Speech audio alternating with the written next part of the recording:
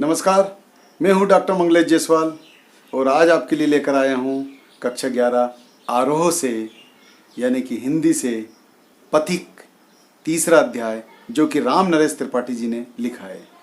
तो शुरू करें हम सबसे पहले उनका साहित्यिक संक्षिप्त जीवन परिचय। राम नरेश त्रिपाठी जी का जन्म सन 1881 में कोयरीपुर जिला जोधपुर जो कि वर्तमान समय में उत्तर प्रदेश में स्थित है वहाँ पर हुआ।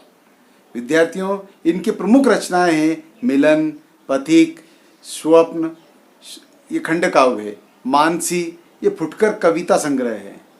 और विद्यार्थियों, इनका देहावसान अर्थात मृत्यु सन 1962 ईस्वी में हुई। राम नरेश त्रिपाठी छायावाद पूर्व की खड़ी बोली के महत्वपूर्ण कवि माने जाते रहे।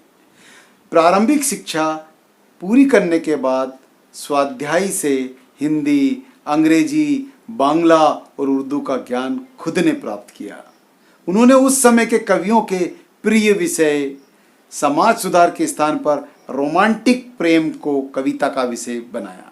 विद्यार्थियों, उनकी कविता में देश प्रेम और व्यक्तिक प्रेम दोनों ही मौजूद हैं, लेकिन देश प्रेम को ही विशेष स्थान दिया गया है।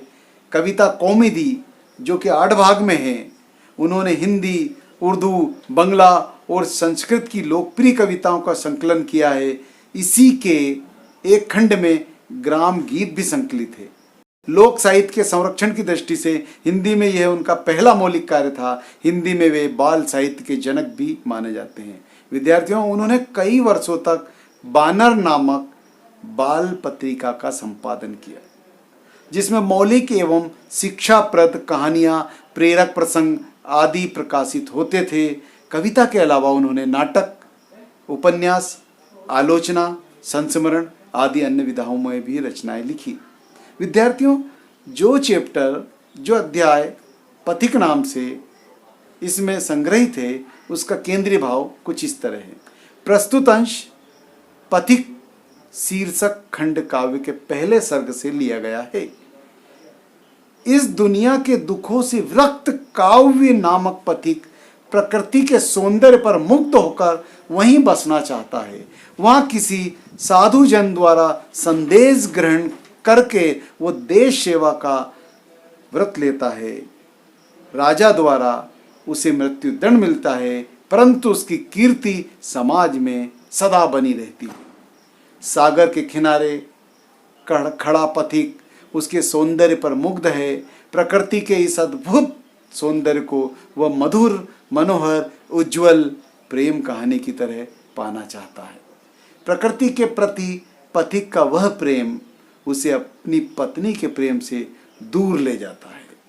स्वच्छंदतावादी इस रचना में प्रेम, भाषा और कल्पना का अद्भुत संयोग मिलता है। तो आइए विद्यार्थियों, शुरू करें हम। प्रतिक्षण नूतन वेश बनाकर रंग बिरंग निराला, रवि के सम्मुख थिरक रही है नभ में वारिदमाला। विद्यार्थियों, राम नरेश जी कहते हैं कि हर पल नया नया वेश धारण कर रही है प्रकृति और अनोखे अंदाज में, और रवि के सम्मुख थिरक रही है अर्थात सूरज के सामने नृत्य कर रही है, मदमस्त है। नभ में वारिदमाला अर्थात बादलों की लड़ियाँ जो कि आकाश में विचरण कर रही हैं। तो विद्यार्थियों, यहाँ हम जब उत्तर पुस्तिका में इस तरह के गद्यांश को लिखेंगे तो सबसे पहले आप संकेत के रूप में लिखेंगे प्रतिक्षण नूतन वेश बनाकर डैश डैश डैश और अंतिम लाइन बेट फिरूं जी भर के, ये संकेत हो गया। उसके बाद में विद्यार्थियों संदर्भ आएगा। तो संदर्भ में आप लिखेंगे प्रस्तुत पद्यांश हमारी पाठ्य पुस्तक आरोह के पाठ पथिक से अवतरित है। इसके रचयिता राम नरेश त्रिपाठी हैं। विद्यार्थियों, इसके बाद आता है प्रसंग। प्रसंग में आप लिखेंगे प्रस्तुत पद्यांश में कवि ने सागर और बादल के अनुपम सौंदर्य का वर्णन किया है। सागर के किनारे खड़ा पथिक इस प्राकृतिक सौंदर्य को देखकर अभिभूत है। तो विद्यार्थियों, इस तरह से आपको उत्तर पुस्तिका में लिखना है। फिर उसके बाद व्याख्या शुरू होती है। व्याख्या में प्रतिक्षण नूतन वेश बनाकर रंग बिरंग निराला, रवि के सम्मुख थिरक रही है नभ में वारिद माला। विद्यार्थियों, प्रतिक्षण मतलब हर पल, नूतन मतलब नया, निराला मतलब अनोखा, रवि मतलब सूरज, नभ मतलब आकाश, वारिद माला यानी गिरती हुई वर्षा की सूक्ष्म लड़ियां, मतलब वर्षा की बूंदों की माला जैसी, घन बादल। तो इस तरीके से अब हम यहाँ पर इसका भावार्थ करेंगे, कुल मतलब इसे बोलेंगे, व्याख्या करेंगे।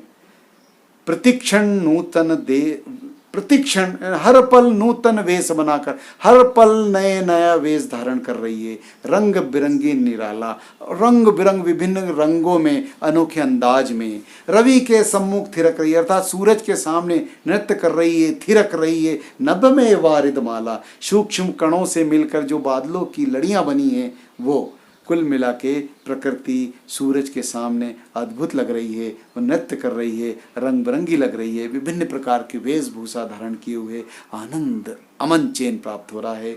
आगे, नीचे नील समुद्र मनोहर, ऊपर नील गगन है।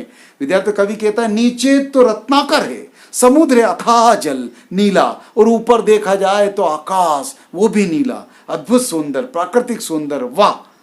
रत्न घन पर बैठ बीच में विचरूं यही चाहता मन है।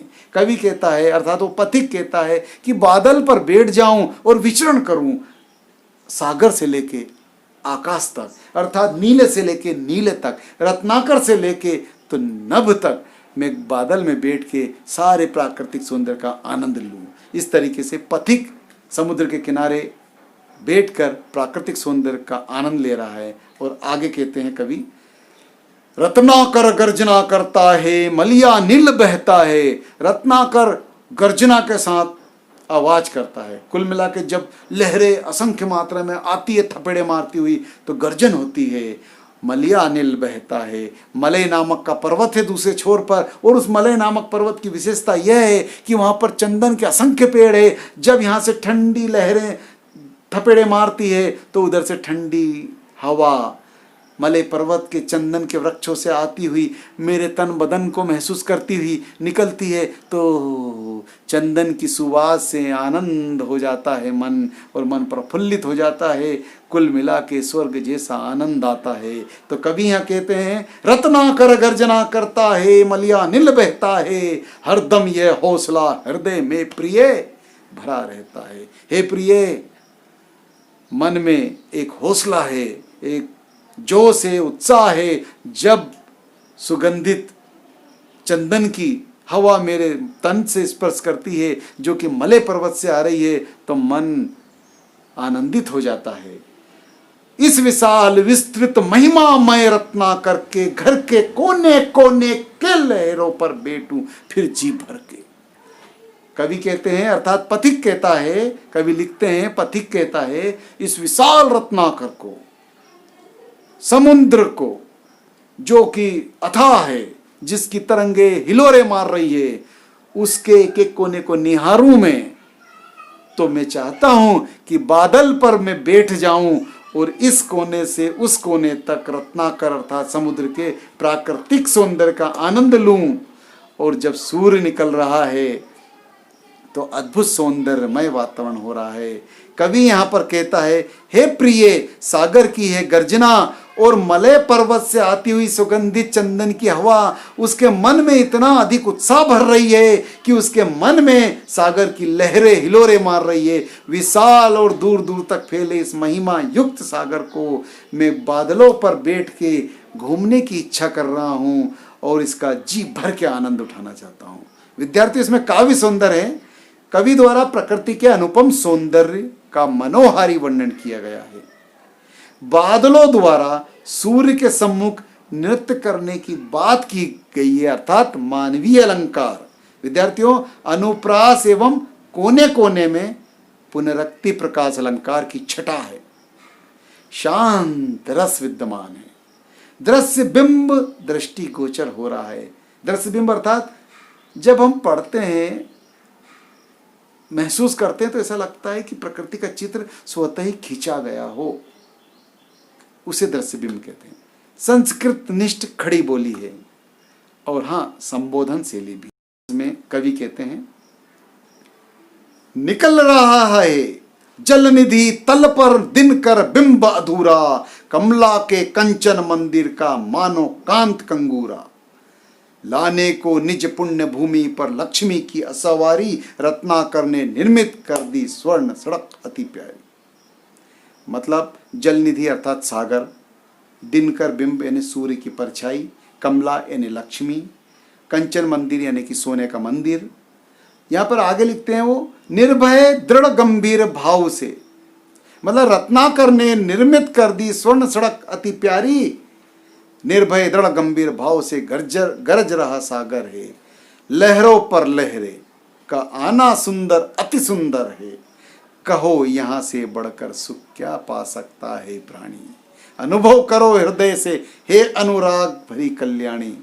विद्यार्थी, कवि कह रहे हैं कि पथिक के माध्यम से, पहले तो यहां बता दूं मैं, कांत मतलब सुंदर, कंगूरा मतलब जो गुंबद होता है, जैसे मंदिर मस्जिद में रहता है ऊपर गुंबद, जिसे बुर्ज भी बोलते हैं, निज यानी स्वयं अपनी, आसवारी यानी सवारी, और अनुराग मतलब प्रेम। विद्यार्थियों, प्रसंग में लिखेंगे प्रस्तुत पद्यांश में द्विवेदी युगीन कवि राम नरेश त्रिपाठी ने सूर्योदय की अनुपम छटा का अत्यंत सुंदर वर्णन किया है। नायक पथिक अपनी सहचरी को भी इस सुंदर दृश्य के आनंद का अनुभव करवाना चाहता है। विद्यार्थियों, कवि पथिक के माध्यम से कहते हैं निकल रहा है जल निधि तल पर दिन कर बिंब अधूरा। सूर्य उदय हो रहा है और जैसे ही ऐसा लग रहा है कि समुद्र इस किनारे पे और समुद्र के अंदर से वो निकल रहा है और किनारे पर ऐसा सटा हुआ प्रतीत हो रहा है, जब वो उसका आधा भाग दिखाई दे रहा है। कमला के कंचन मंदिर का मानो कांत कंगूरा, ऐसा लग रहा है कि माता लक्ष्मी का मंदिर है और जो सूर्य अधूरा भाग, उसका अर्ध वृत्ताकार भाग है, वो कंगूरे के समान दिखाई दे रहा है। मतलब प्राकृतिक छटा अनुपम है। और उसके आगे कहते हैं लाने को निज यानी स्वयं पुण्य भूमि पर लक्ष्मी की असवारी, ऐसा लग रहा है माता लक्ष्मी स्वयं आ गई हो, उनका मंदिर साक्षात यहाँ है। लाने को निज मतलब मैं खुद अनुभव कर रहा हूँ। रत्नाकर ने निर्मित कर दी स्वर्ण सड़क अति प्यारी, ऐसा लग रहा है माता लक्ष्मी के मंदिर में प्रवेश करने के लिए, उस कंगूरे नुमा मंदिर पर पहुंचने के लिए साक्षात प्रभु ने, रत्नाकर ने समुद्र से मतलब स्वयं के पास, रत्नाकर ने मतलब स्वयं समुद्र ने मंदिर तक, अर्थात जहाँ से सूर्य उदित हो रहा है वहाँ तक, जब सूर्य की किरणें आती है विद्यार्थियों, समुद्र पर पड़ती है सुबह सुबह, तो स्वर्णिम लगती है। तो ऐसा लगता है कि सूर्य से लेके तो जहाँ पथिक खड़ा है वहाँ तक सोने की सड़क बन गई हो। मतलब कुल मिला के अनुपम दृश्य, अद्भुत प्राकृतिक सौंदर्य। आगे लिखते हैं निर्भय दृढ़ गंभीर भाव से गरज रहा सागर है, और समुद्र निडर स्थिर और अपनी गर्जना के साथ चिंगार कर रहा है, मतलब गर्जना कर रहा है। लहरों पर लहरे पर आना सुंदर, एक लहर आ रही है उसके ऊपर दूसरी लहर तुरंत आ जाती है, और इतनी सुंदर कि सुंदर पर अति सुंदर, आनंद, अद्भुत, रमणीय। कहो यहां से बढ़कर सुख क्या पा सकता है प्राणी। हे प्रिय, अपनी पत्नी को संबोधित करते हुए कहते हैं क्या इससे भी सुंदर कोई जगह है, क्या इससे भी सुकूनमय अनुपम शांति कहीं पर है। तो वो इस तरह का उद्बोधन संबोधन करते हुए अपनी पत्नी को भी इस दृश्य को दिखाना चाहते हैं। अनुभव करो हृदय से ये अनुराग भरी कल्याणी, मतलब वो कहना चाहते हैं कि इस दृश्य को सिर्फ आप अनुभव कर सकते हो। समुद्र के किनारे खड़े होकर देखना अर्थात आनंद की अनुभूति है। ऐसा लगता है सारी चिंताओं से मुक्त होकर स्वर्ग का आनंद ले रहे हैं। हृदय पर हिमकण रूपी ठंडी ठंडी लहरें के जो बारीक बारीक सूक्ष्म कण हैं वो पड़ रहे हैं, और सूर्य अपनी लालिमा लिए अब मेरे तन पर प्रकाश बिंब फैला रहा है, और ऐसा लग रहा है रत्नाकर तक सड़क बन गई है सोने की। कुल मिला के प्राकृतिक अनुपम छटा। विद्यार्थियों, तो विद्यार्थियों इस चैप्टर में इतना ही, और आगे के भावार्थ को जानने के लिए, आगे के अध्याय की व्याख्या जानने के लिए देखते रहिए इसी अध्याय का भाग 2। जब तक मेरे चैनल को सब्सक्राइब कीजिए, बेल आइकन पर क्लिक कीजिए, शेयर कीजिए, कमेंट्स कीजिए। धन्यवाद।